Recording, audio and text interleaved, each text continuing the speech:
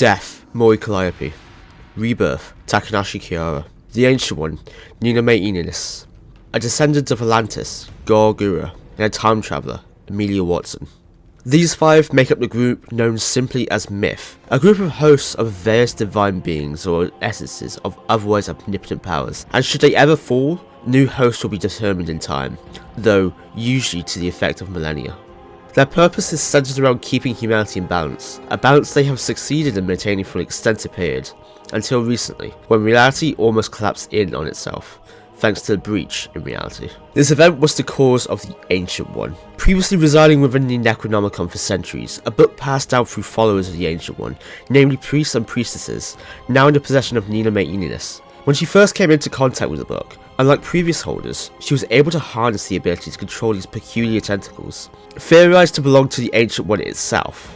While starting small, her power and capabilities grew, even obtaining eternal youth. To prevent the Ancient One from breaking free of her control, she imprinted a powerful seal upon the book, one crafted in tandem with the rest of Myth. This seal remained intact for a lengthy period, but even though it was sealed, unchecked power only grows over time. Momentarily, around 2 centuries ago, Ina lost control, releasing an extreme burst of energy that could have wiped the slate of life and even the very concept of the universe itself clean. Fortunately, this never came to be. The temporary imbalance caught the attention of a group known as the Council, a failsafe put in place by the universe's higher ones, pre-eminent beings bearing a resemblance to the Ancient Ones, but with the interest of keeping the very essence of the universe intact. The Council were able to bring a halt to the phenomenon, only because Ina's loss of control wasn't the Ancient One at its full power, a premature awakening. The Council comprises 5 members again: the Speaker of Space, Tsukumo Sana, the Guardian of Nature, Sellers Fauna, the Warden of Time, Orochrony, the Guardian of Civilization, Nanashi Mume, and the Guardian of Chaos, Hakos Bells, the leader of the Council. Collectively, Myth and the Council are known as Hollow. Amongst the Council, one member, Tsukumo Sana, despite not being the official leader, stands above the rest, at least in terms of sheer power. As the Speaker of Space, her role is immensely significant alone, but she possesses an incredible amount of power, able to destroy entire planets, even entire galaxies, thanks to the fact she can grow to an incomprehensible size should she remove her limiter, a divine key of sorts that keeps her the size of the other girls, and creates space phenomena like black holes, supernova, and gamma ray bursts out of nothing. This threat is great enough to be a cause of concern for both parties, should she ever go rogue. Should this happen, the only viable option to stop her would be to unleash the Ancient One, though Sana would be able to match it up until about 60% of its power. However, given the nature of the being, it wouldn't be a gamble worth taking, though there exists an alternative in death itself, but it happens to be a troublesome being to bargain with. For the moment, Tsukumo-san does not present any potential of going rogue, and though that may be a choice on Sana's part, the same cannot be said of Ina. While Ina is very much an ally, herself not present as a threat, the Ancient One within her is anything but. It cannot be bargained with, it will not cooperate. Should the Ancient One ever escape Ina's control, the end will soon follow. Regarding Orochrony's position as the Guardian of Time, it seems redundant to that of Amelia Watson's, but the fragility of time requires a devout keeper. Watson is but a time-travelling human detective, inheriting a stopwatch from a cult who once worshipped the Warden of Time, which allows her to control the flow of time around her, unlike Orochrony, who can do so at will, but chooses not to, namely because of how unstable time is as a concept to wield, even for the concept's guardian. Orochrony's position and assigned role as failsafe means that she cannot interfere with Watson unless necessary. Watson is competent, however, and within the 2 centuries that Chrony has been outwardly present, Watson has not slipped even once. That was until this outbreak. Watson had tried to reverse time with numerous failures, and even attempted to fully reset the timeline twice, both of which being unsuccessful as they were prevented by Chrony, who was already at the site of the breach along with Hakos Bells, forcing the Council as a whole to step in, and leading to Chrony banishing Watson to another timeline entirely, if momentarily. Currently, the Council are facing down Myth in the wastes of a ruined city. The shackle has been broken on the Ancient One's seal. The outburst 2 centuries prior weakened Ina's control further, and this time, the Ancient One is free. The energy from the being emerging already surpassing that of what Sana is capable of taking. There is still time, however. The awakening was barely premature, enough to buy even a bit of time to figure out their next course of action. Myth, however, is standing by Ina's side. They believe their friend is still somewhere within, capable of harnessing it once more, but that is all a delusion. Ina, what she was, is no more. Though her body remains, it's slouched over, nothing but a shell of what was. Not even the thought to be eternal prisoner of the Necronomicon remained, being destroyed once and for all upon the being's release. Supposedly, all that remains now is the Ancient One. It's emerging from Ina's chest, seeping out of a shattered glass-like hole. Everything within the outline of her body was that of an endless void, except for occasional red surges of light that would course throughout. Her eyes were similar, but that of hollow whiteness. Though lifeless, her body would occasionally violently twitch, trying to reject the being. Hack our spells. Myth. On behalf of the Council, I ask that you either step aside or assist us in this matter. Otherwise, be pushed aside. Gorgura. Why? Our friend is still in there! She has to be! Right, Callie? Her soul's not in the underworld, so she's still alive! Mori Calliope. Gura's right. I've searched hard, but I can't find her remnant. Sellers Fauna. She may not be dead like you say, but I can't argue she's living either. Her life essence, I don't detect even the faintest sensation. She's a husk. Takanashi Kiara. No! You're wrong! I can feel her presence. She's in there somewhere. Nanashi Mume. Why are you denying the facts? That's not Ina. That's not your friend anymore. It's wiped out the overwhelming majority of Earth's life. Can't you see that? Hack our spells. I don't think it's the case that they can't. They just don't want to accept it. Gorgura. Shut up! What do you know? We've known her for far longer than you have. No way we'd just give up on her that easily. Hack our spells. That's not! Fauna places her hand on Belle's shoulder to calm her. Belle's mouths thank you to Fauna before she takes a deep breath and speaks again. Hack our spells. Fine. I don't want to have to do this, but you lot won't budge, so... Gorgura. So? So what? Bells, with a momentary pause, turns to face Tsukuma Sana, the speaker of space. Hack our spells. Sana? Tsukuma Sana. Yes, bae. Hack our spells. I hate to put this upon you, but listen to me carefully, okay? Tsukuma Sana. Sure. What is it? Bells takes a step closer to Sana before speaking again. Hack our spells. I need you to carry out the last resort. The moment the words leave her mouth, Bells feels regret wash over her, and Sana physically recalls a couple step backwards in shock. Tsukuma Sana. Are you sure? Nanashi Mume. I don't think we have any other options, Sana. This world is beyond saving. Sellers Fauna. And life of all kinds, it's fading, and fast. Fauna's eyes mournfully wander around the area. Oro Crony. Not to mention, the flow of time here is becoming unstable. The only reason it hasn't stopped entirely is because I'm keeping it intact. For how long though, I can't say, for I'm only delaying the fear as inevitable. Crony's eyes drift over to Ina, looking at her with a mix of sorrow and disdain for the situation. Mori Calliope. There is no inevitable, don't say it like that. The only inevitable thing is that the decision you're about to make will be a bad one. And while I'm at it, please, enlighten us on this last resort you have in mind. Sana fidgets with her limiter for a moment. Mori Calliope. Well, go on, share with the class. Snark broke through the growing impatience Calliope was feeling. Tsukuma Sana. It's where I created a contained supernova to destroy this place, eliminating whatever it was that got us to this point. In this case, the Ancient One emerging from Ina. You will all remain safe. Well, except...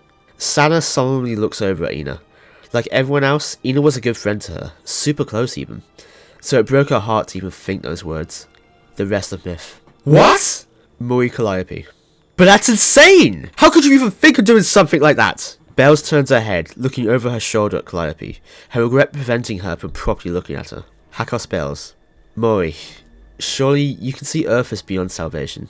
It's the epicenter of the Ancient One's divine power, so through complete annihilation, even down to the very atoms, it's a simple cleanup process, not for the rest of existence and even other universes to worry about. Gorgura. I don't get it! Your words are strong, yet you're so unfeeling about the context. This has been your home for the better part of centuries. How? Takanashi Kiara steps forward, blazing wings now sprouting from her back and an intense fiery aura surrounding her, facing down Sana. Takanashi Kiara. As the bearer of the Phoenix's essence, it is my job to prevent the destruction of the legendary bird's primary domain. Make even an attempt to destroy this place, Speaker of Space, and you will know the unbridled wrath of the Undying One. The words that left Kiara's mouth didn't seem entirely of her own, almost like the Phoenix itself was speaking through her. Her relationship with the Phoenix was similar to that of Ina's with the Ancient One, but Kiara had infinitely more control thanks to the Phoenix being mostly docile. Tsukuma Sana. Kiara, that's a bold sentiment, but I I hesitate with her words. Unsure, Sana takes yet another step back. Tsukuma-sana. Bae, I don't want to do this. Hakos bails. Sana, I'm really sorry, but we have no choice. Bells' expression drops as she approaches Sana and gently puts a hand on her shoulder. We're out of options. I'm sorry. Sana quietly and sadly sighs, hanging her head for a second before looking back up and stepping forward to face down Kiara. Tsukuma-sana. Kiara, you know what I'm capable of, right? There's a reason I'm the last resort here. You don't want to do this. Mori Calliope. Then what's the issue? If you say you can take it, then what's the point of destroying this place? For the sake of overkill? Tsukuma-sana. I can only match the Ancient One up until, maybe about 60% of its full power? Assuming it even bears a resemblance to what we first observed. Hakos bells. And the Ancient One is already out of that range. Sana can buy us time, but one, I feel like you won't allow us even that, as we'd be fighting your friend. And two, we'd be sacrificing Sana, and that's... Bells then solemnly turns her head to face Sana again. That's not something we want, or can afford to do. Crony, a few feet away from the council, looks over at Sana with a sad look in her eyes also, but Sana doesn't catch this. Her look was longing, desperate. There was even a hint of confliction that was quickly becoming more prominent, like she wanted to intervene, almost like she was aware of something. Mori Calliope. You know Kiara and I could just bring her back, right? That's kinda like a whole thing, you know? Tsukuma-sana. You know very little of the Ancient One's power, Callie. Sana's tone sounds momentarily authoritative, enough to catch Callie off guard a little as it was so foreign to her ears. Mori Calliope. What do you mean? Sana then sighs sadly once more before speaking again. Tsukuma-sana. To quote the text, specifically Chapter 13 Section 3, those who fall to the Ancient One, or fall while within its presence, their essence shall be permanently erased from the pure fibre of the universe, and every possible timeline from before or after that point, with no hope of return, not even through divine intervention. Calliope grits her teeth upon hearing such an outcome. In truth, she had heard this before, back when Ina first informed the council of the Necronomicon's contents. But Calliope had completely wiped it from her memory, maybe due to how horrific such a concept was, but more so, she never truly expected, for even a second, that this reality would occur. At least, not in this one. Mori Calliope. You gotta be kidding me! That can't... No. Calliope takes a step back, putting a hand to her mouth in shock. Tsukuma-sana. Not only that, but Chapter 13, Section 4 details how to destroy it in its early stages. Should the being have broken free of the current bearer's control, it must be eviscerated down to its very atoms in order to avoid any possible resurrection, which should include any and all surroundings. Ceres fauna. And even with my restoration capabilities, I can't just restore the Earth to how it was. The Ancient One is an incurable infection throughout the timeline. Hakos Bills. That is, unless destroyed, which is precisely why we need to level this place. Bells pauses, lost in thought for a moment. And to think, this thing was just in Ina's possession. Bells' gaze flicks over to Ina before she turns her head back to Sana, both with reservation and anticipating the inevitable further overwhelming regret. Sana, please, if you will. Sana takes a slow, heavy step forward, while reaching up and preparing to remove her limiter. Tsukuma-sana. I'm so sorry, everyone. Let it be known, although it has been cut short, I really am grateful for my time here.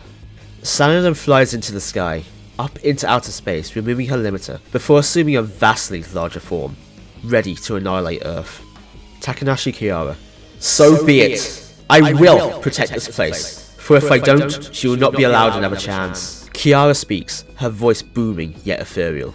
Kiara then follows quickly after Sana, taking on the form of the creature's essence she bears, the Phoenix.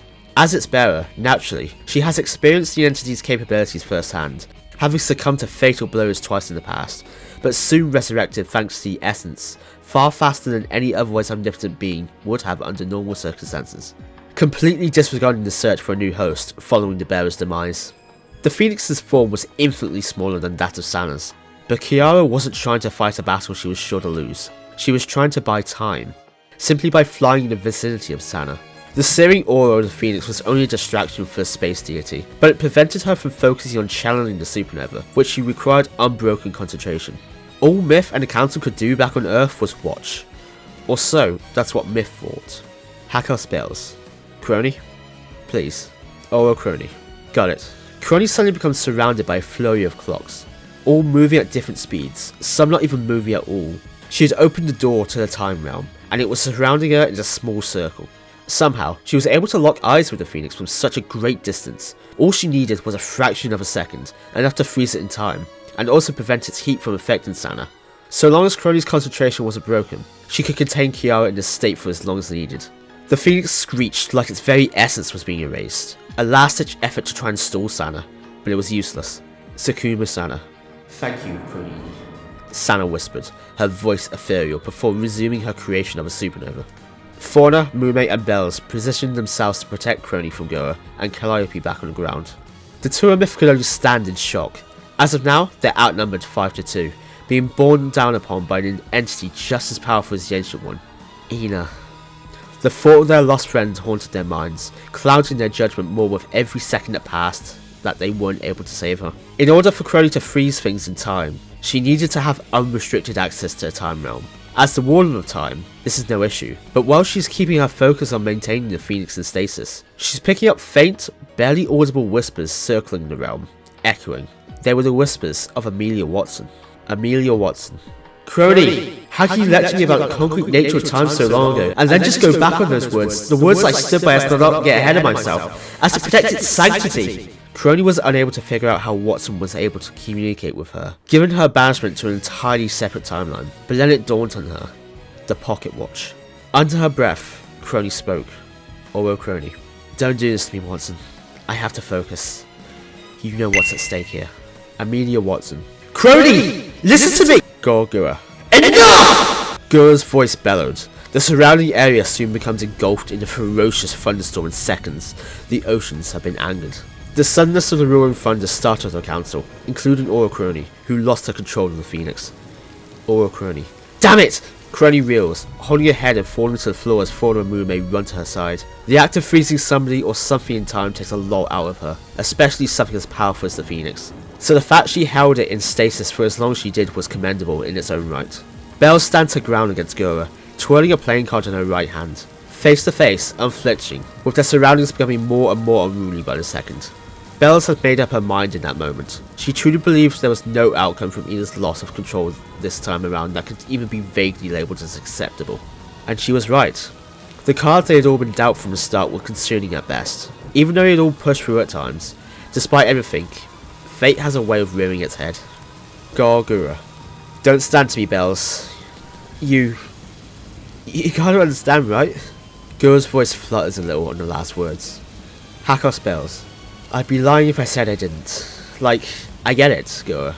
You only want to protect her, and this place you have to come to love, but you have to understand where we're coming from here too. Gora. Yeah, sure I do, but... Hakos Bells. Gora. Gora lowers her head. Her breathing intensifies, and the storm around them is soon accompanied by a colossal tsunami-like wave from a nearby sea, towering over them, but remaining stagnant. A lightning strike hits the wave, electrifying the monstrous mass of water in a brief but violent light show. The winds have become so harsh that it's difficult for anyone to stay upright or get in a word that isn't screamed from the bottom of their lungs. Gora then disappears into the wave at a huge burst of speed as Calliope caught a glimpse of her face. What she saw was tears beginning to stream. After retreating into the wave, Gora holds her head, craning herself, agonizing about the situation she found herself in. This isn't fair. Ame, where are you? Calliope clenched her free hand into a fist and grips her scythe harder than the other, as she looked down at the floor, her eyes locking onto a wilted dandelion. She didn't want this, but this was the path the council chose. Regrettably, a timeline is set in stone from the very moment it starts. No meddling can alter an outcome, only delay it at best. Calliope looks back up at the council, seeing Fauna and Mume still tending to Chrony on the ground, and Bells having her eyes locked onto where Gora jumped into the wave, anticipating a potential attack. Then, a black, ominous visage begins to envelop Calliope. Moi Calliope. Believe me, even as the Reaper's #1 apprentice, the last thing I wanted to do was bring about more death, especially on this scale. But here's the thing. I know messing with the balance of life and death also has catastrophic consequences, like messing with time, but I can put up with them if need be. That is, if we save Ina, which you can bet we will. Hell, I'll even do it alone. Sellers Fauna. Callie, Life may be sacred, but what makes it so is its impermanence. I've never had any problem with your position because of this fact, but I'll admit, I've clashed with Kiara often on this basis, given she's the essence of eternal life. But if both of you are willing to look past that, even for... Fauna's eyes then drift over to Ina one last time. Then, I'm sorry, I can't allow you to do that. Mori Calliope. We wouldn't be granting civilization eternal life. It's too much just to bestow upon them. Just a second chance. Nanashi Mume. Maybe so, but resurrection brings great moral issues. What if, somehow, somebody learnt that everyone was resurrected? Wouldn't they then fight for the then confirmed eternal life? It's been more than difficult to keep Kiara a secret, you know that. Mume pauses, gritting her teeth before speaking again, this time in a more reserved, quieter tone. Numerous wars could break out over it, and while it might be morally ambiguous to keep them in the dark about it, it's the viable alternative. And civilization as it was already suffering from enough despite my interference, but you know I can't mess with free will. It's not right. Mori Calliope. Moral issues? As if destroying the only known feasible location of life in the universe to just maybe find another location to set up shop at isn't as bad? Nanashi Mume. That's context sensitive. Mori Calliope. Oh, what a load! Suddenly, at a speed that shatters the speed barrier with ease, Bells is sent flying by Gura, throwing her trident from the wave she fled into just moments ago. It's not like Bells ever diverted her attention from where Gura went. She was just not ready for such power from someone of Gura's size. The resulting burst of energy following the impact collapses multiple surrounding buildings like they were made of cards. And within seconds, chasing after the trident at top speed, Gura came flying past between the council and Calliope, launching herself from the wave. Meanwhile, the Phoenix has continued its distraction of Sakuma Sana, but it's clear that Sana's patience is being tested now. Sakuma Sana. Kiara, I beg of you, allow me to carry out my task. If not, then I'll... There was no response from Kiara, the Phoenix having taken control for the time being as it just continued to fly around Sana with its sundering heat, letting out incoherent screeching in response to her words. Sakuma Sana. Fine. Then... I ask that you forgive me, Wawa. Back on the ground, when everyone could gain their composure, the rest of the council looked up in horror as their friend just suddenly wasn't there. Nanashi Mume. But, Bae? Oro Crony. What happened to her? Mori Calliope. You pissed off Gura. All I can say is that I feel sorry for what Bells is about to be put through. But, it's not like it wasn't deserved. Crony is helped to her feet by Mume and Fauna, where she then bolts over to Calliope to stand in her face. As she ran over, Mume tried to grab her hand again to stop her, but she wasn't quick enough, instead just lightly brushing her hand. Disappointment washed over Mume. Oro Crony. Deserved? I'd give you a pass for sounding delusional right now, but at this point, I think it's just a constant state of your... Once again, the group is interrupted, this time by a huge earth-shattering crash in the distance that cratered the large area. It was Kiara. She had been smacked down back to earth by Sana. Tired of the Phoenix's stalling, Sana returned her to earth with so much power that she made contact with the ground in a flash, and was forced out of the Phoenix form, turning back to her normal self, as if it had retreated. Mori Calliope. Kiara! Calliope rushes over to Kiara, assuming the form of a black shadow. When she arrives over, she kneels beside her, holding her head up slightly and lifting one of her arms to see if she was at least conscious, doubtful at best given Kiara wasn't answering her at all. Her arm dropped back to the floor just as quickly as it was picked up, and this was all it took for Calliope. Unsure of whether the Phoenix was able to resurrect her this time, should she have been killed by the impact, without a second thought, with unbridled anger in her soul, she turns her attention to Sana, who has begun charging a supernova again. Calliope took the form of death, assuming a vastly larger form, though still dwarfed by Sana. Within a second, she was staring Sana in the face, but not long enough for Sana to comprehend the fact, as she felt her life quickly slipping away from her. Confused, she looks around and catches sight of a mysterious black spectral-like essence near her. Death being close to anyone inflicts a slow process of decay, but the rate of which Sana's life was slipping away was unusual. This was because Death had made direct physical contact with the speaker of space, just seconds prior, briefly touching its hand with hers. The touch of death. As soon as Sana realizes what's going on, she starts to panic, frantically looking around for anything that could help her. Sakuma Sana. Fauna, help! Sana cries out, but her voice is barely a whisper. She looks down at her hands as they start to turn to dust, and when she looks up again, with unbridled panic and fear in her eyes, she was met with Death, staring right back at her. Death. It was a regrettable idea to hurt her friend as you did. Death spoke with a booming, horrific voice. If a mortal were to hear its voice, the consequences would be instant death, minimum. Tsukumo Sana. No, wait! Please! Sana is unable to finish her sentence. Her entire self turns to dust, mostly scattering in the vacuum of space. On the ground, the rest of the council is watching. Crony only looked on in horror, dropping her clock hands to the ground. The sound of the metal quickly hitting the ground reverberated slightly, her stare becoming colder and more lifeless by the second. Mume covers her mouth in shock before clutching her head, as Fauna cries out for her deceased friend. Celeste Fauna. Sana! Fauna violently falls to her knees shortly after, crying into her hands. Meanwhile, way off in the distance, where Bells ended up landing after being hit with Gura's trident, she's slowly coming to. With her blurred, adjusting vision, the first thing she sees is Gura standing over her, with her trident placed at her neck, having a fierce but cold look in her eyes. Bells sustained heavy damage from the blow, enough to question how she's even still conscious, or even alive. But as she finally comes to, she catches a glimpse of the thick black dust still scattering from where Sana was above the earth. Some of it even getting caught in the planet's gravity, but soon disintegrating in the shredding rain. Bells wasn't sure what to believe. Was she hallucinating from being hit too hard? But as she progressively came to, what her eyes were seeing was becoming more and more realistic and tragic. Hakos Bells.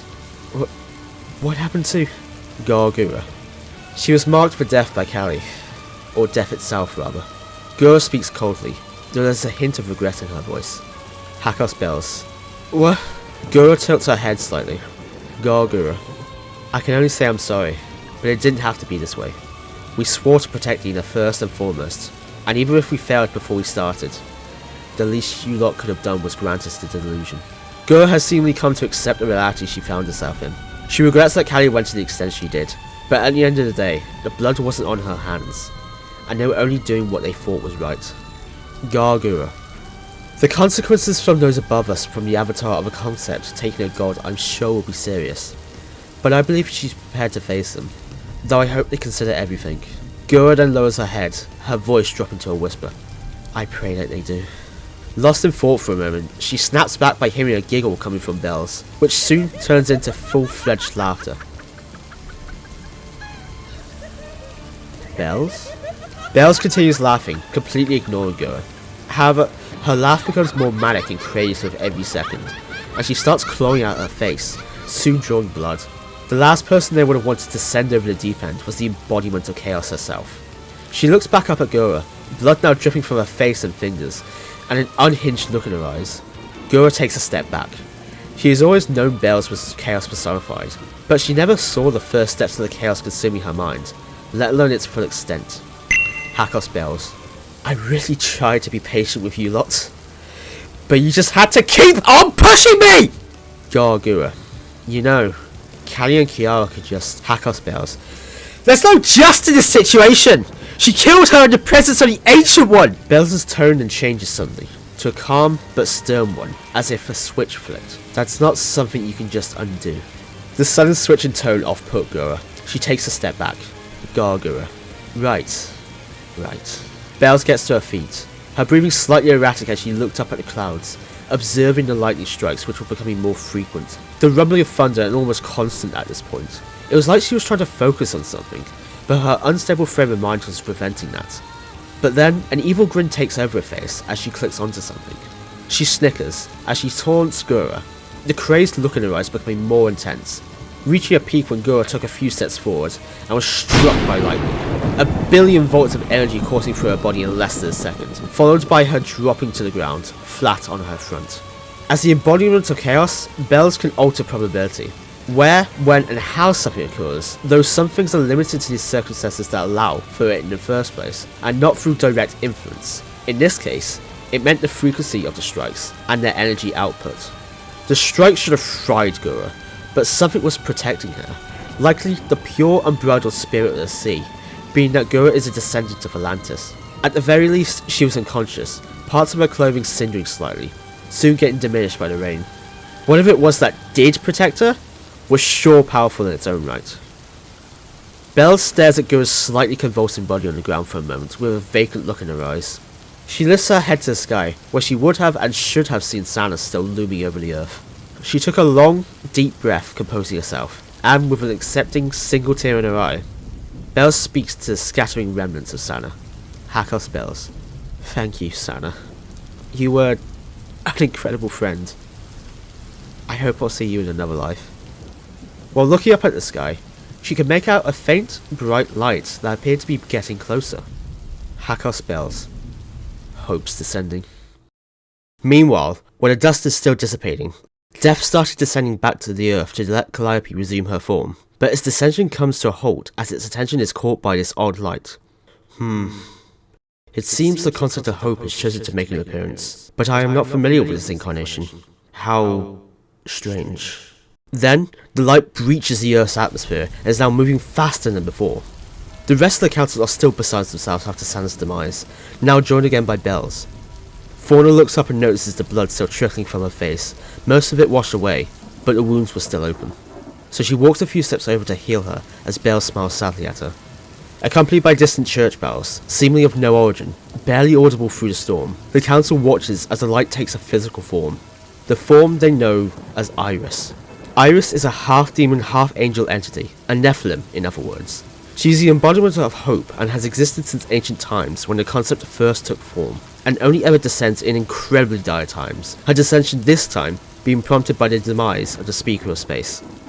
Iris. Fear not, Council, as hope has arrived. It seems things are dire, to say the least. Hakos Bells. Iris, we appreciate you finally showing up, but small talk is not on the top of the list of priorities right now. Iris. Yes, I can see that. My apologies. But I think my presence here will be short-lived. Hakos Bells. You think so? Iris.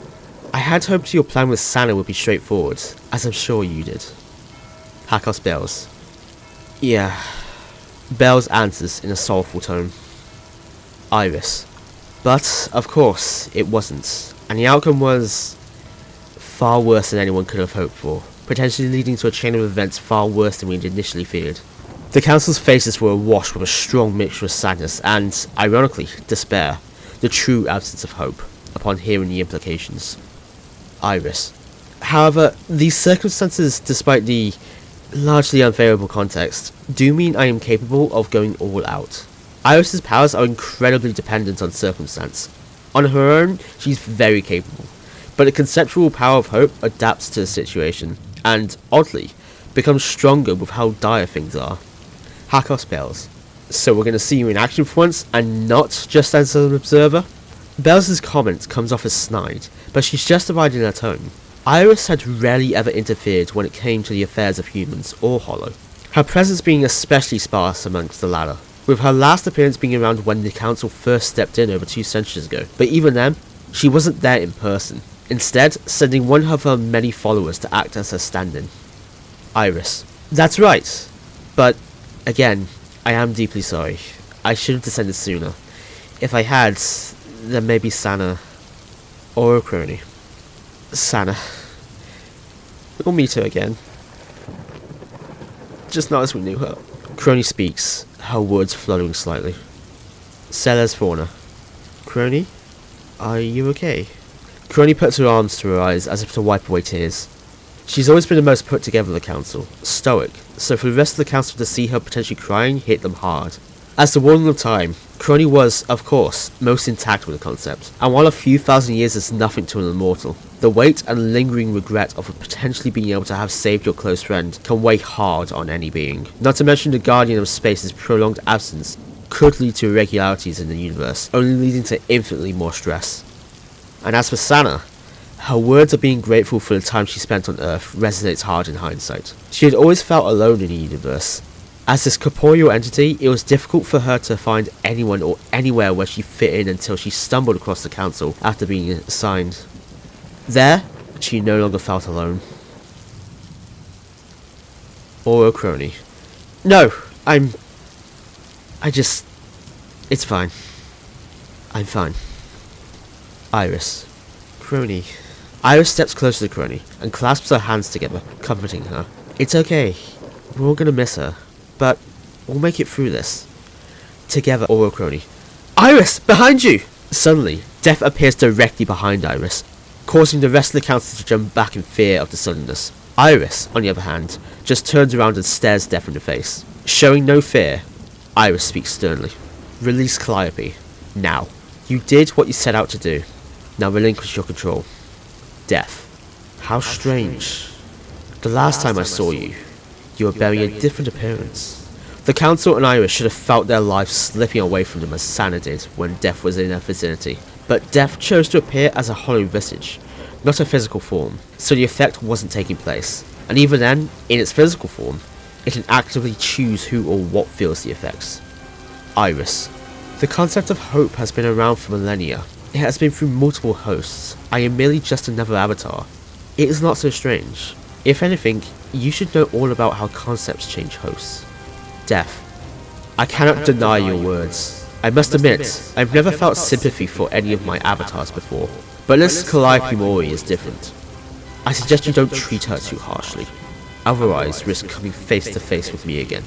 Then, one angel-like wing sprouts from Iris' back on her left, and a demon-esque one sprouts from her right, and she becomes bathed in light, piercing the heavens, briefly but finally bringing some much-needed light to the field following the continuing storm summoned by Gora.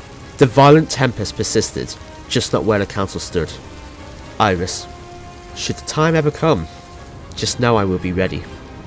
Death stares back at Iris for what feels like an eternity, before relinquishing its control over Calliope. As soon as it did, Calliope fell to her knees, out of exhaustion, the transformation having taken a lot out of her.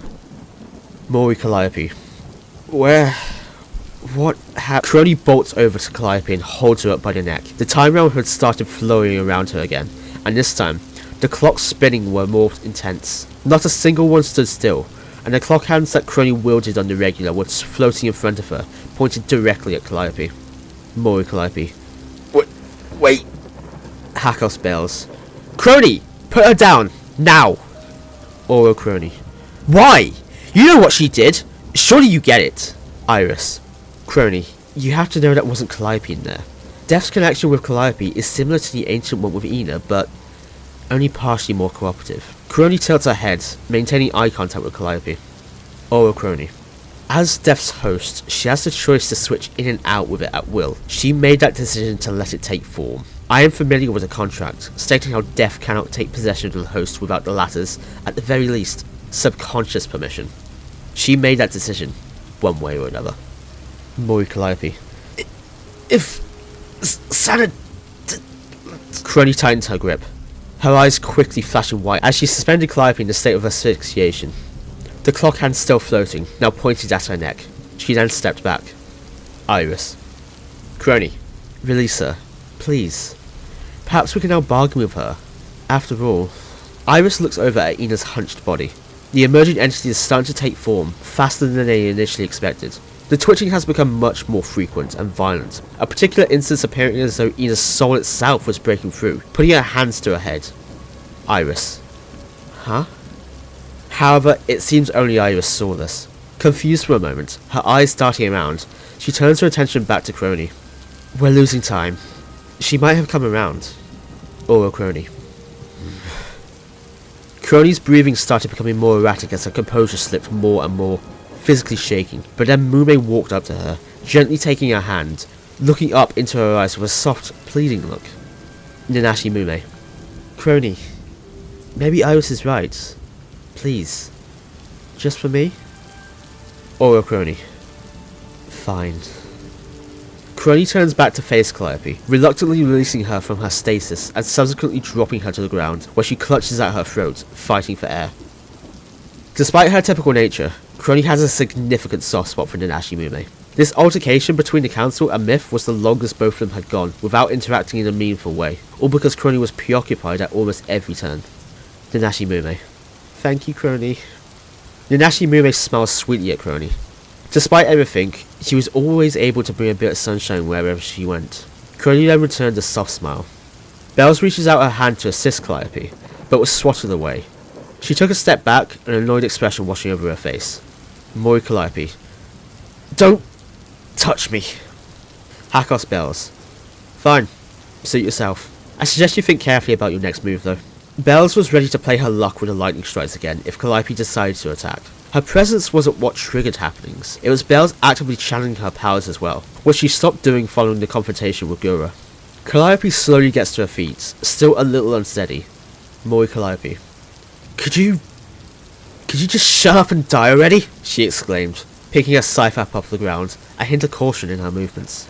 With nothing but disdain in her eyes, Crony looks back over at Calliope, watching as she slowly got to her feet. Aura Crony.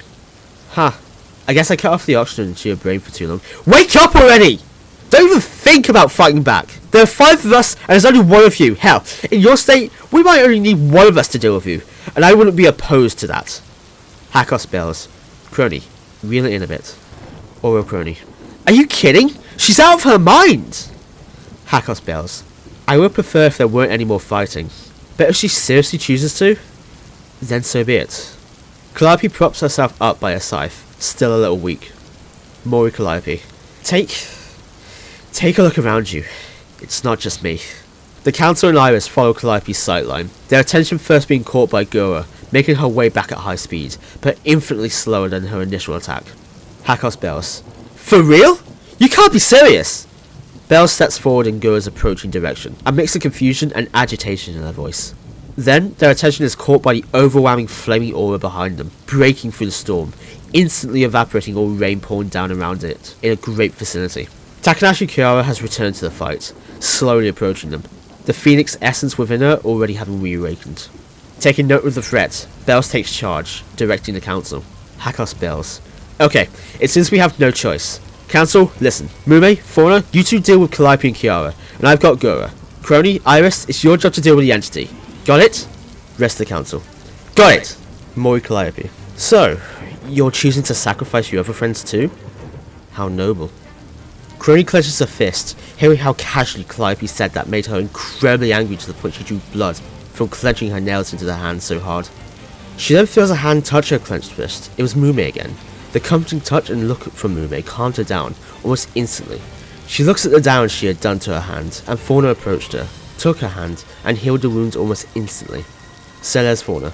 Don't worry, Mume and I have got this. The soft-spoken, sunshiny tone of Fauna can lift anyone's spirits. As nature personified, it only makes sense for her to be so kind and gentle, which is perhaps the reason Calliope was so confident. The same with Mume, but both were hiding something deeper, a greater power no member of Myth had seen yet. Celes Fauna. Besides...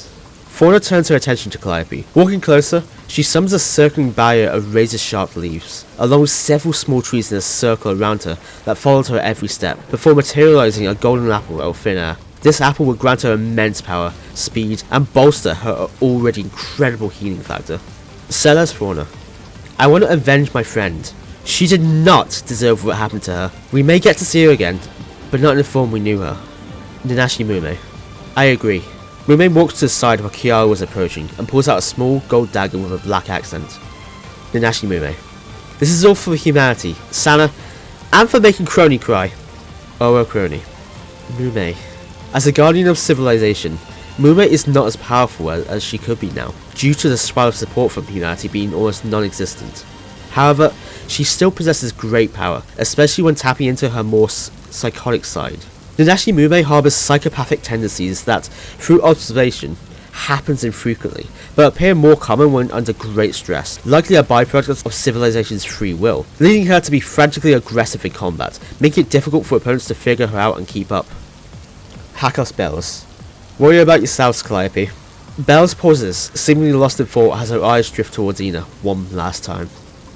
I feel like you all did not truly consider what your friend wanted. Bells sighs, making eye contact with Calliope one last time. We're done talking. Bells summons 2 pairs of razor-edged playing cards from each hand and throws one pair at Calliope to throw her off guard, before dashing off to intercept Gura. The collision causes a strong shockwave to be felt throughout the immediate area. Meanwhile, Fauna has begun her attack on Calliope, ensnaring her in thorny vines that dug into her skin. Celes Fauna. I'll stall Callie, so you just keep your eyes on Kiara, Mume. Nanashi Mume. Right. Mume watches Kiara approach, still moving at a walking pace towards Mume, an increasing conviction in every step, materializing her signature sword and shield out of thin air. Mume takes a step back. She, the observer of humanity, even with her darker fighting tendencies beneath, was facing down the bearer of the Phoenix's essence. She was far outclassed. Then, Kiara flies towards the center of the action, with the Phoenix's wings fluttering gracefully But she doesn't grab Fauna or Mume. Instead, she flies past the latter in the blink of an eye and grabs Chrony, hurtling her into the distance. Iris's wings were caught ablaze briefly by the passing flames as she was heading towards the being, soon dissipating as if they never were in the first place, all the while Mume could only watch in fear. She was very much out of her depth, with severely weakened abilities. Kiara drags Chrony across the ground at full speed before throwing her a great distance.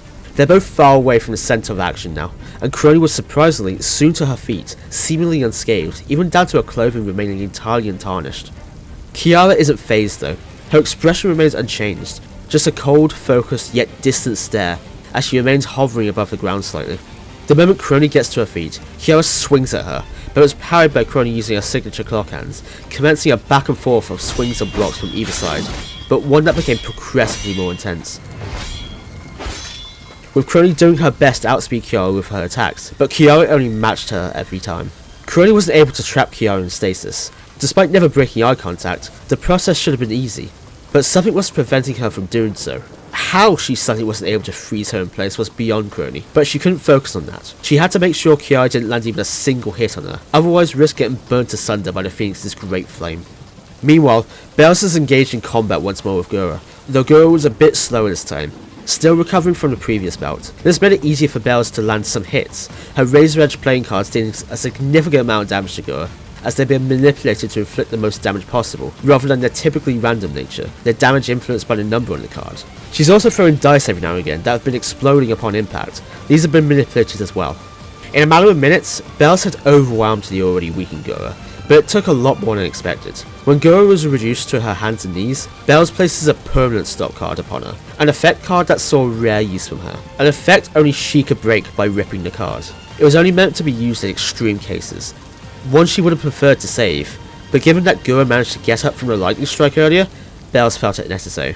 Bells turned her attention back to the group, seeing that Iris had started channeling some kind of power to try and extract what might have been left of Ina's soul from the shell of her body, while both Fauna and Mume were now engaged in combat with Calliope. Despite the numbers advantage, Calliope was efficiently holding her own, even against Mume's incredibly erratic fighting style that even interfered with Fauna's attacks a few times, the latter almost trapping her countermate with ascending vines from the ground. The violence displayed from Mume and Calliope, blood flying from the former yet not slowing her down one bit, was difficult to watch. Calliope blocks one of Mume's attacks with the blade of her scythe, but Mume pushes past it, taking significant damage to her arm in the swing of her dagger, as she laughed maniacally. Mood Calliope. What the hell? Mume's crazed state was far more intense than Bells's, the former not being concerned about her well-being in pursuit of her goals. Her task was only to slow down Calliope and buy Iris time, but revenge was at the forefront of her mind right now. Revenge for Sana. Bells winces, turning her attention back to Iris, before she walks a fair distance closer to discuss what to do next. Hakos Bells. So, Iris, how long do you think we have here before... Iris. I wish I could say, though I'm putting everything into this that I can, but as you can imagine, with the essence of humans dwindled, it's not easy. Even with how hope works. I wish I could channel something from nothing, but that's just not possible for me. Hakos Bells. I understand.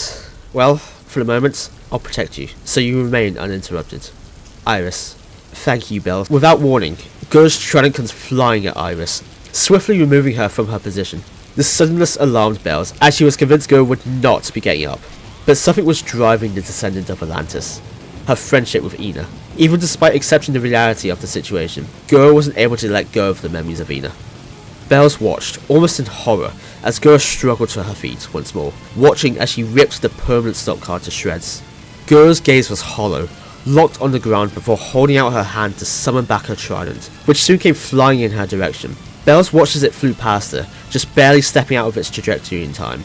But just before it reached Gura, she closed her hand, and the trident impaled her instead, not moving her in the slightest. Bells was taken aback, but this wasn't an accident. The trident soon lost its form, as it was being absorbed by Gura, and then a huge burst of energy was released from her, further crumbling the rubble of the ruined city around her, before she came flying at Bells, who, even though she tried to dodge by sidestepping, Gura followed up and sent her careening into the distance with her tail.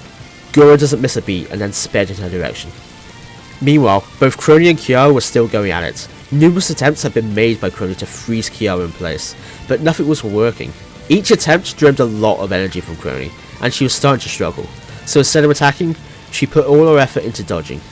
However, even with her undivided attention, as embers gracefully flew from the blazing sword of the phoenix with every swing, catching on various pieces of rubble around, flickering into nothing. She eventually couldn't keep up and soon found herself impaled by the edge of the blade.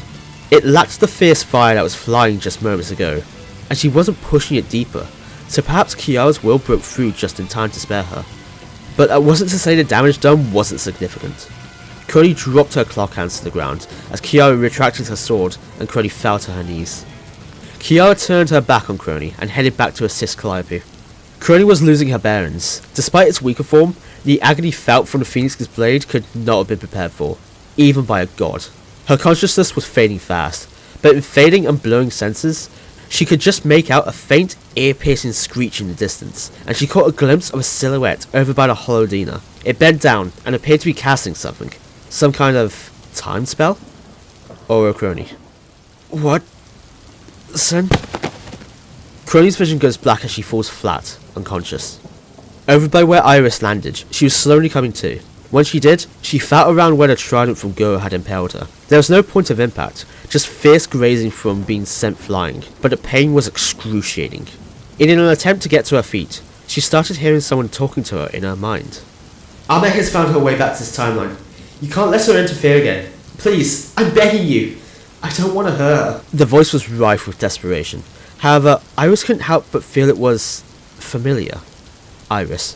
What was... Wait, Ame? Without hesitating, Iris flew at top speed towards where the Ancient One was resurfacing from Ina, her wings leaving trails of shadowy visage and light as she did, flying right past the centre of action where Kiara had joined Calliope in a fight with Fauna and Mume, and Bells had begun sparring hand to hand with Gura just off into the distance. Bells could only barely keep up with Gura, having to tap into her crazed size once more, doing her best to claw at Gura with an unrestrained might, but it only seemed to be delaying the inevitable, as she was effortlessly getting overpowered by Gura when she was slammed into the ground with ease.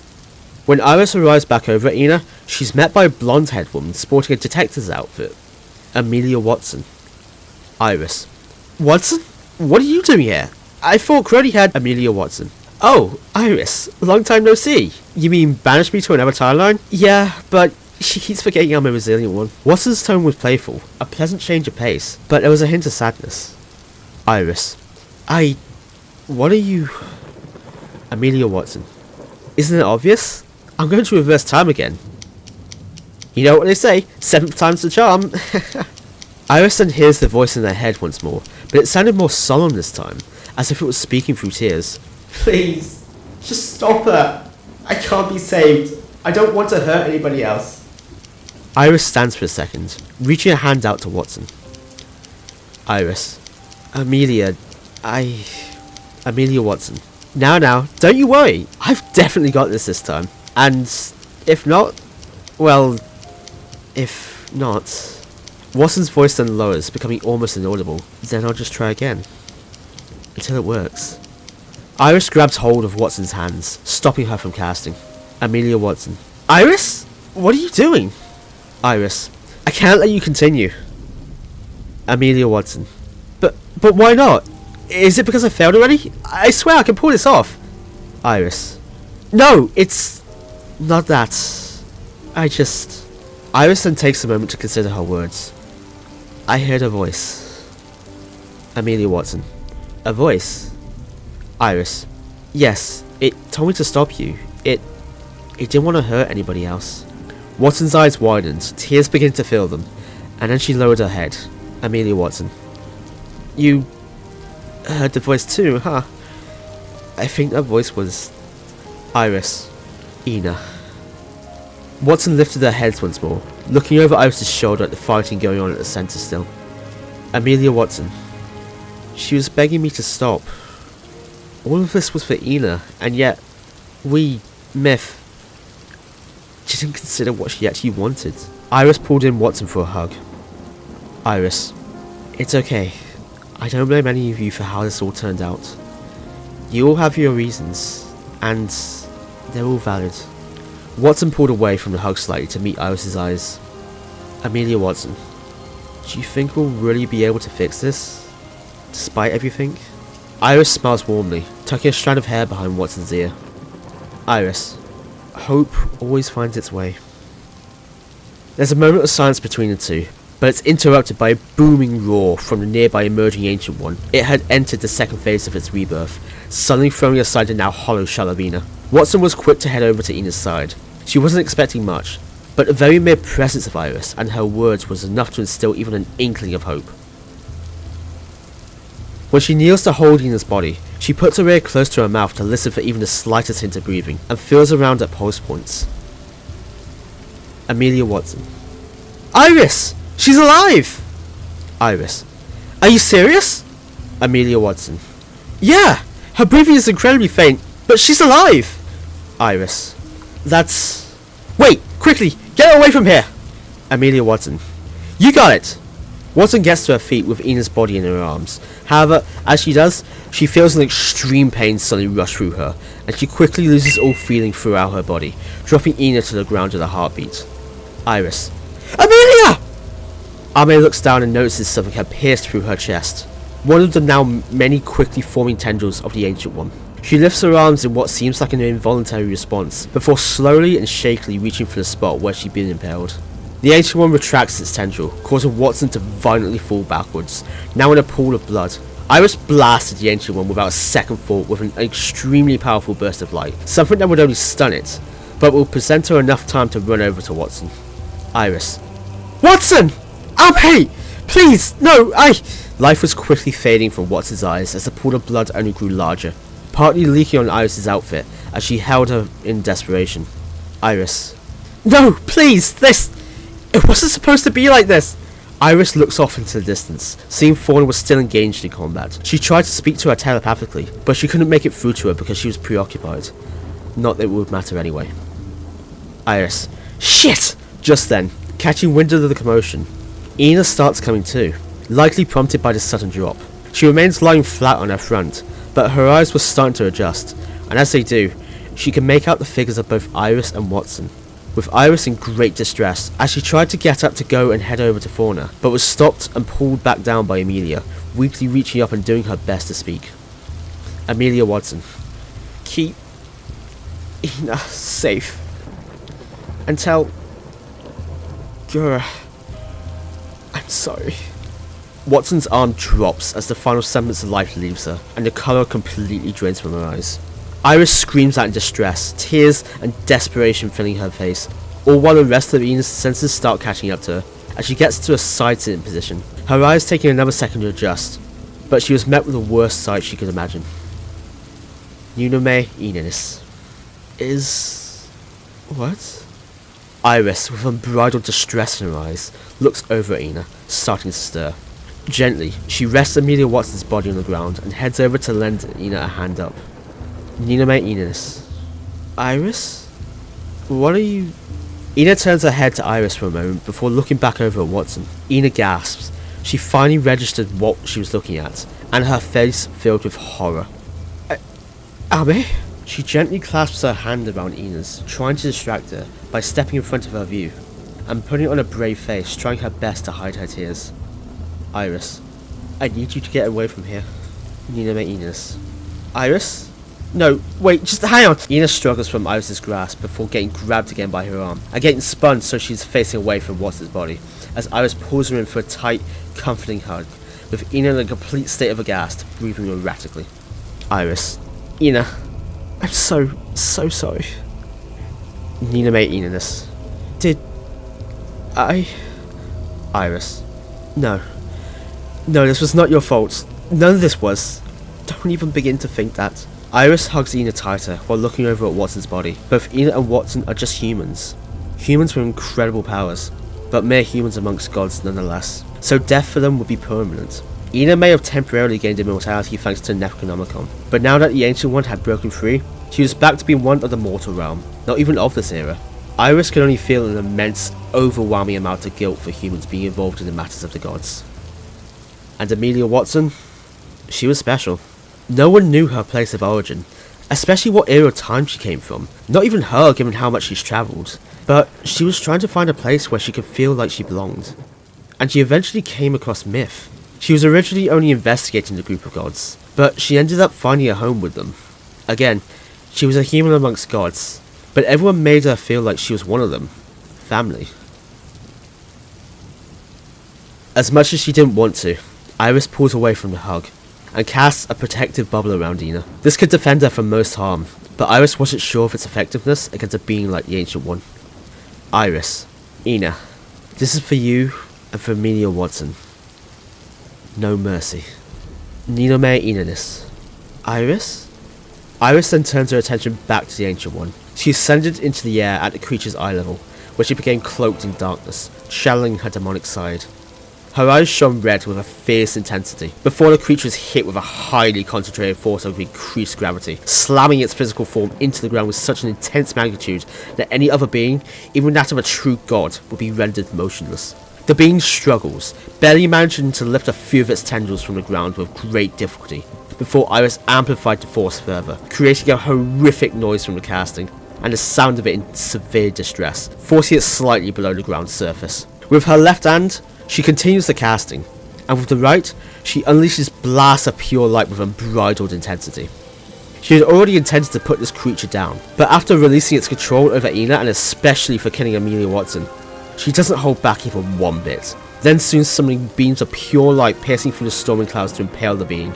She kept this up for a while before she stopped casting with her left hand and channeled every even tiny shred of damage inflicted and bit of energy consumed from the gravity casting to close her palm and attempt to rip the creature to shreds from the inside out. She did the same with her right hand, but this instead caused the beams of light to form into one large ball and start burning at the peak heat of a white star. It was all contained within the being, so the surroundings remained unaffected. Ina could only watch in shock and awe, but every so often, her eyes drifted back over to Watson's body. She curled herself into a ball, unsure of what to do, mourning, drowning in the self-imposed guilt. Meanwhile, Calliope and Kiara were running their way through both Fauna and Mume. Fauna had taken the position of supporting Mume, but the latter's destructive style of fighting could only be supported so much, and she was the first to slow down and subsequently be unceremoniously tossed aside by Kiara. Fauna was left staring down both Calliope and Kiara, and even though she was great at healing others and herself, and therefore had plenty of stamina and resilience, she was at her limit. Fauna was never a fighter. She was a preferred pacifist in any situation, so a 2-on-1 ordeal was far from ideal for her. Sellers Fauna. I didn't want any of this. I know you two didn't either, so you know what? Fauna drops her guard and looks over at Iris, still tearing the Ancient One to shreds with her powers, her movements clinical. Squinting, she notices the curled up figure of Ina in the protected bubble, leading her to gasp almost inaudibly. I'm not going to fight you anymore. There's no need. Taking note of where Fauna was looking, both Calliope and Kiara looked in the same direction, also noticing Ina. None of them had heard the vile screams of the being prior because they were all concentrated on each other. Mori Calliope. Is this real? Kiara, you're seeing this too, right? Takanashi Kiara. Yeah, I'm seeing it, but wait. Kiara squinted her eyes. She could just make out Watson's body on the floor from her angle, slightly obscured by the debris in the area. Callie, I think that's Ame too. Mori Calliope. Ame's back? Let's go, quickly! Says Fauna. No, wait! Fauna reaches out her hand in a vain attempt to stop Calliope and Kiara, but both were gone in a flash. Fauna knew they were heading into direct danger with the Ancient One being so close by, even if under control for the time by Iris, but when looking in that direction again, she focused her attention on Watson, noting how she wasn't moving in the slightest. Putting her hand back, she mourns her revelation. Oh no. I hope she's... Fauna looks down at Mume on the ground, her own blood splattered across herself, starting to stir a little. She bends down and begins healing her wounds again. I've told you before, little owl, you really need to be more careful. Nanashi Mume. I know, I'm... sorry. Sellers Fauna. It's alright. That's why I'm here, isn't it? To support you all. Fauna said this with a sweet smile on her face, her sunshiny tone breaking through once more. Now, I think we should go help Crony. Nanashi Mume. You're right. Let's go find her. I hope she's okay. Fauna lends Mume a hand to help her off the ground. Sellers Fauna. Crony's strong. I think, no matter what, she'll be just fine. Meanwhile, Calliope and Kiara have arrived over where Iris, Ina and Watson are. Mori Calliope. Ina? Oh my god, are we glad to see you again? Nina me Inanis. Ina lifts her head from her hands, her eyes filled with tears. She pushes it up against the protective bubble. Callie, Kiara, I'm so sorry. Mori Calliope. What for? None of this is your fault. Calliope says in the most comforting, reassuring voice possible. Ina lifts her hand and points in the direction of Watson. Calliope then gets to her feet and sees Kiara already looking in the same direction. Kiara drops her weapons and puts her hand to her mouth to cover a scream. Calliope lays her eyes on Watson's corpse, lying in a pool of blood that was getting washed away by the great downpour. Mori Calliope. This... No. Ninome Inus. I'm so sorry. Calliope takes a step closer to Watson. Iris. I'd advise you not to approach her. Iris's booming voice startles the group. It's possible some essence of this being resides within her. Mori Calliope. What? What do you... Ninome Inus. It killed her. I killed her! Ina says, tears streaming down her face as distress takes over. Then, in a comforting manner, almost like a mother reassuring her child, Kiara speaks. No. You weren't the one responsible, Ina. You were never responsible for any of this. None of this was your doing. I don't care how you frame it, none of this was you. It was all the doing of THAT! Kiara's calm voice suddenly breaks into a scream, and a subsequent burst of energy follows as the phoenix's wings sprout from her back once more, scorching the surroundings, making both Ina and Calliope flinch slightly. Kiara then turns her attention to the being, flying into the air around it and starts burning it with the pure fire of the phoenix in a fierce tornado of flame, speeding up the process of annihilating the creature from its very concept that Iris had been doing it effortlessly so far. Calliope watches on for a few minutes, looking back at Watson. She wishes she could just resurrect Emilia by retrieving her soul from the underworld, but death by the Ancient One was definitive. Her thoughts race, contemplating something. She knows she could potentially regret her actions, but it was a risk she was willing to take. She was going to bargain with death. Mori Calliope. Death, I ask very little of you. I rarely come asking for your services more than once a millennium. I'm aware of the contract. I'm aware of the consequences. But if I could have you possess me one more time to decay the Ancient One, then I would be eternally grateful, and I offer myself as host for eternity. Death appears in front of Calliope as a shadowy visage, only visible to her. Death, your offer is an enticing one. However, you also know the restrictions of us old gods interfering with the so-called Ancient One itself. Mori Calliope. I'd be lying if I said I didn't. But if I am to be believed, you broke a clause in the contract when you overtook my body to claim Tsukuma Sana. That clause stating you must also not interfere with gods of any kind. You used my anger in a moment to pursue a selfish desire of yours. So are either of us truly bound by this contract? Death. Mori Calliope. And I have a feeling you're considering just breaking free. But you and I both know that you need me. So? Death. Very well. I shall assist you once more. Calliope assumed the form of death once more, making use of the touch of death by keeping the form's hand on the being's visage, eviscerating its very essence from this plane of existence, though slower than she would have preferred. It was a different beast entirely. The being was incredibly close to complete erasure, but the more its life drained, the more enraged it became. It broke free of Iris's gravity magic and flung her and Kiara into the distance. It tried to grab Death, but its tendrils failed to grasp it, so it started flailing in response, and more shot out of its back into the distance. Ina watched in horror as this unfolded in front of her, feeling as helpless as ever. Meanwhile, Bells was exhausted from her fight with Gura, having sustained incredible damage, but the latter was not showing any signs of slowing down in the slightest, even after being struck by lightning multiple times after Bells tapped into her probability manipulation again. However, each subsequent strike after the original wasn't as powerful as Bells got weaker. She was an incredibly proficient member of the council, but even she had trouble maintaining herself in lengthy battles against opponents such as Gura. She desperately wanted to tap into her more potent reality-bending abilities, but she knew that doing so would incite an even worse wrath from upon high. Hakos Bells. Come on now, how much more can you have left? Gura. Hakos Bells. Still not talking. Huh? Gura. Hakos Bells. Right. The storm Gura summoned seemingly forever ago was starting to subside, with lightning strikes becoming less and less frequent, the rumble of thunder no longer an almost constant sound, and the once fierce rain just now trickling down, effectively meaning Bells was running out of options. She stares at Gura for a few moments, the latter still just looking down at the ground. Then, Bells hears a voice in her head. It was Iris, talking to her through telepathy. Bells, You have to listen to me. I can't get through to anyone else. The Ancient One is in its final stages of emergence. Fortunately, I think we still have a little time, but we need to act now. Bells looks down and puts a hand to her head, clutching it. Hakos Bells. That can't be true. She then looks back up at Gura and notices she was gone. She was anticipating another attack until she looks into the distance and could just make out her heading towards where the Ancient One was residing. Was she only able to reach me and Gura? I'm surprised she listened. Iris had indeed spoken to Gura as well, but she delivered a different message. Meanwhile, Fauna and Mume had found Crony and the former was tending to her, while the latter steadies her, and she is starting to come to, though at a much slower rate than Fauna's restoration would usually allow. Nanashi Mume. How is she? She seems to be taking her time coming to. Says Fauna. I'm doing the best I can. Kiara really did a number on her, but I fear it could have been much worse. Nanashi Mume.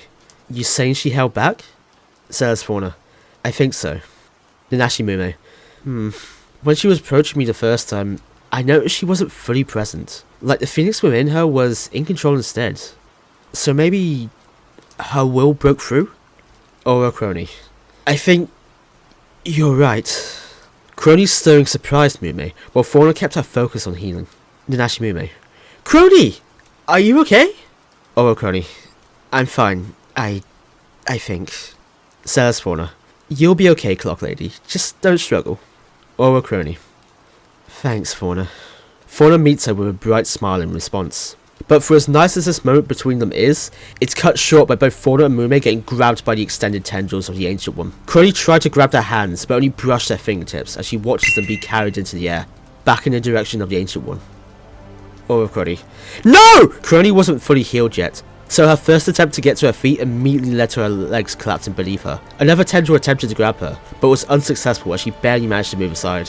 When Crony got to her feet on the second attempt, she rushed over in pursuit of the tendrils, gliding across the ground and making attempts to freeze them in place, but failing each time. All the while Fauna and Mume made their own feeble attempts to escape the grasps. The former trying to cut into the tendrils with her razor-sharp leaves, and the latter using a dagger to try and cut herself loose. As the Ancient One's increasingly incomprehensibly grotesque form comes closer into view, Crony becomes more and more desperate to save Fauna and Mume, trying to sever the tendrils from the body herself with her clock hands, but she was unable to cut through whatever the being consisted of. And either one still couldn't make a dent either, with Fauna even being unable to unleash her own divine powers. Crony was so distracted with trying to free the two as they screamed out for her, along with making attempts to free themselves, that she was completely caught off guard and simply battered out of the way by another tendril into some nearby destroyed building. As this is happening, Gura has arrived over at the Ancient One's place, with Bells lagging not too far behind her. The former watches as death remains in the being's vicinity. Gura looks to her left and sees Ina still in the protected barrier. She flashes her a relieved smile, seemingly snapping out of her bloodlusted state, beyond happy to see her beloved friend again, with Ina returning a soulful smile. Gura then looks over to her right, where she sees Watson's body. Her clothing is faintly stained with blood, and the pool she was residing in has been washed away mostly by the now concluding rain. Gura's expression broke. Beforehand, she was already in a delicate state of mind following Ina, but now she was looking at another beloved friend's corpse, her closest friend of all. Under her breath, Gura speaks. This can't be happening. Ina keeps her eyes on Gura, listening closely to her. Gura lifts her hands to her eyes. Gura. You bozo. You could have just waited. Gura speaks jokingly through tears. Amelia truly meant a lot to her, and despite not being present in their conflict with the council to start with, Gura could have at least taken some solace in believing she was safe. Just for once. Could you have not been so persistent? Ninome Inanis. Gura. Gura pauses, putting her hands back at her side. She then turns to face Ina. To Ina's surprise, Gura has a smile on her face, but Ina can tell she is masking an immense amount of sadness. Gura. It's great to see you again, Ina. We really missed you. Niname Inanis. Gura, I'm... Gura. Hey. Gura bends down to comfort Ina. It's okay. When this is over, we will... Gura was cut off by the screams of Fauna and Mume coming into earshot, alerting her to a battle-ready stance, trident back in hand. She hadn't seen the outstretched tendrils prior because they appeared invisible up to a certain point. As soon as they became visible, drawing Fauna and Mume closer, Gura readied her aim with her trident, drawing her arm back and throwing at full power, sending a small shockwave around the immediate area. However, the trident went right through the tendril, as if it weren't even there. Gura tried a couple more times, calling the trident back instantly when nothing happened, remaining unsuccessful.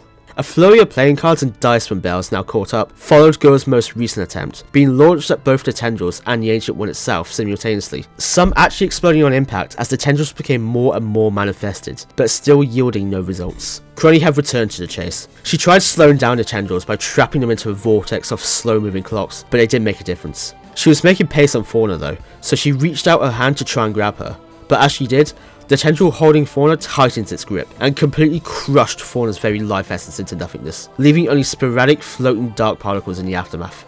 A horrified expression overtook Chrony and Mume's face, and the latter screamed out, panicking more than she already was. Chrony pushed herself to her limit to catch up to Mume, trying multiple times to freeze the being's tendrils in place, split-second flashes of white encompassing the area with each attempt to no avail.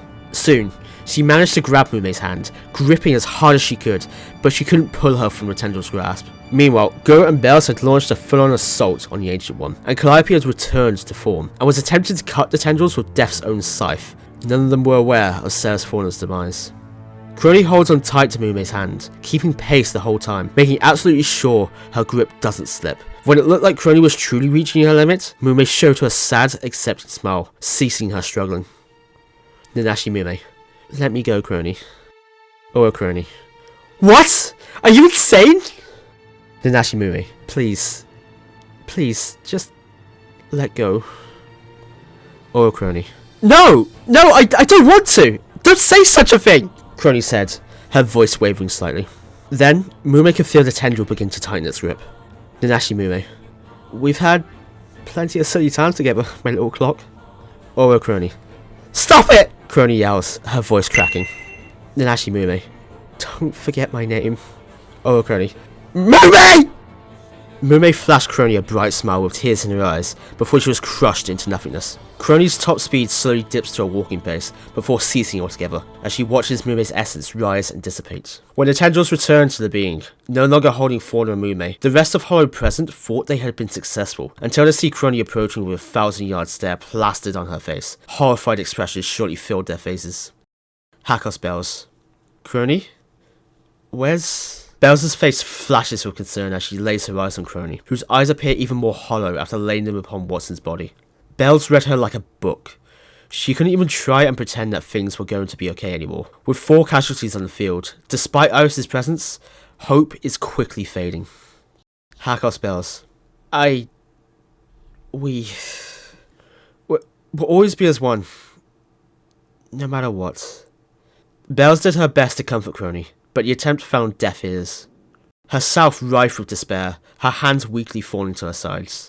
Ceres Fauna and Nanashi Mume were integral parts of the council, not just in terms of positions. Fauna was always like a caring mother of the group, fitting for her being Mother Nature, despite her initial reluctance to adopt such a position. But even so, she always managed to keep everyone in line in her own way, and provide comfort to anyone who could have been losing their way.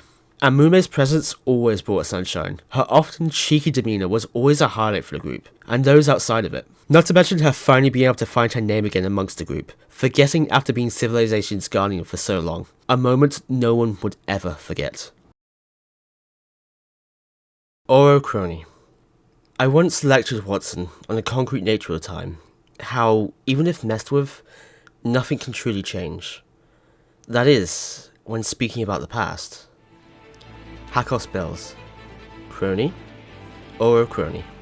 When it comes to the future, fate can be damned. Chrony then summons innumerable clocks around the being as she accessed the time realm once more. Some of the clocks had readings of times that weren't of this dimension. Hakos Bells. Chrony? What are you doing? You're just gonna... Oro Chrony. I assume Calliope... No.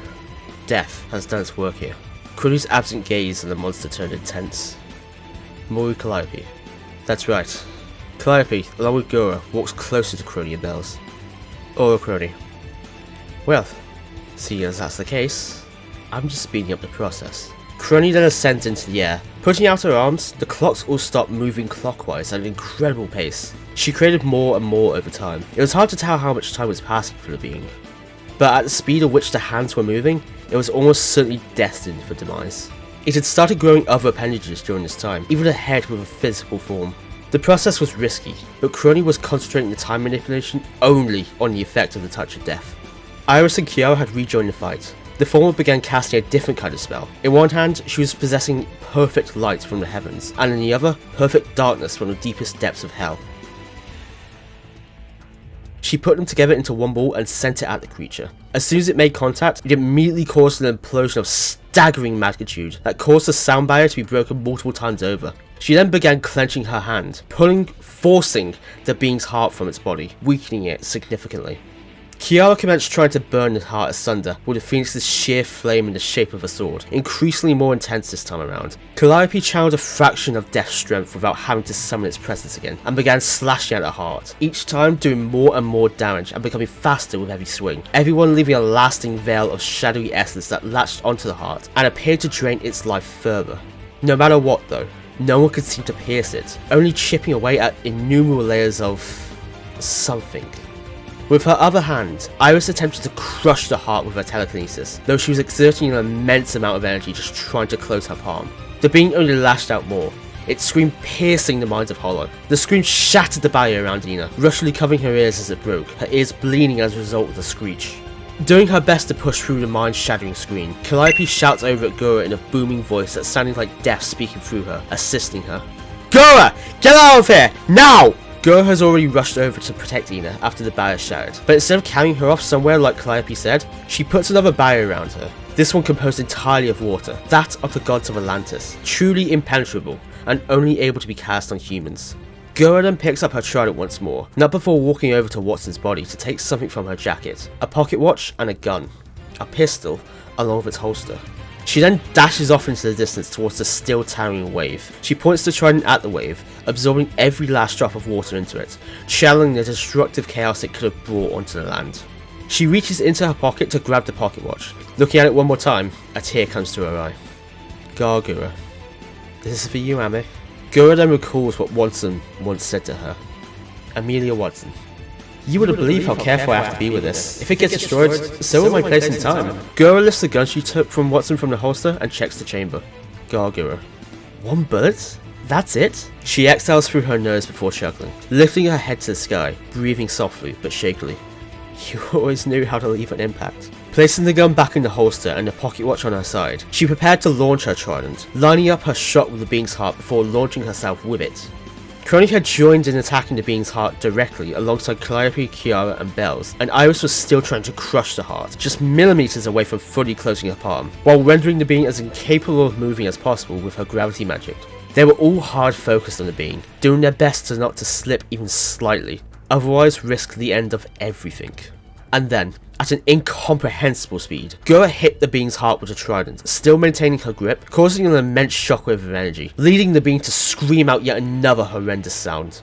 Then, keeping her balance on the trident, she pulls out both the pocket watch and the gun again, shooting the watch with the only bullet in the caliber, causing it to erratically shake as if it had been misplaced in time. And with her final act, Gura jams the watch into her heart, causing yet another immense burst of energy that temporarily froze everything in time.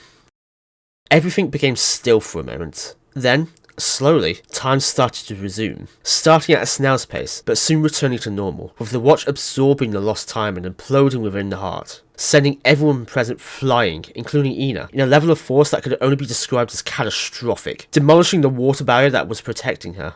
With screams that were equivalent to the deepest depths of hell, the Ancient One was eradicated where it once stood, consumed by light, being claimed by the unforgiving hands of time, its very concept ceasing to exist entirely. As the dust settled, it took a while for everyone to recover, the last of which being Ina, who was out for days. Under normal circumstances, the impact of her landing should have immediately killed her, but she was kept safe by Calliope and Kiara, who had both caught her in her flight. Lay gently on the floor, with Kiara sat beside her, waiting, while Calliope was elsewhere. Ina slowly came to. Takanashi Kiara. Ina! Oh, thank God you're okay! Ina clutches her head as she gets herself to a sitting position. Nina may Ina-ness. Is everyone else okay though? A few seconds pass as Kiara is slow to respond. Takanashi Kiara. Yeah, well, I mean... Ina notices Kiara's hands quivering slightly as she turned away from her. Nina may Ina-ness. Kiara? Wait, where's Gura? Is she okay? Takanashi Kiara. We're not sure. Nina may Ina-ness. What? What do you mean? Takanashi Kiara. We've been looking around, but we can't find her. Nina may eat this. What? Takanashi Kiara. Just hold on a second, okay?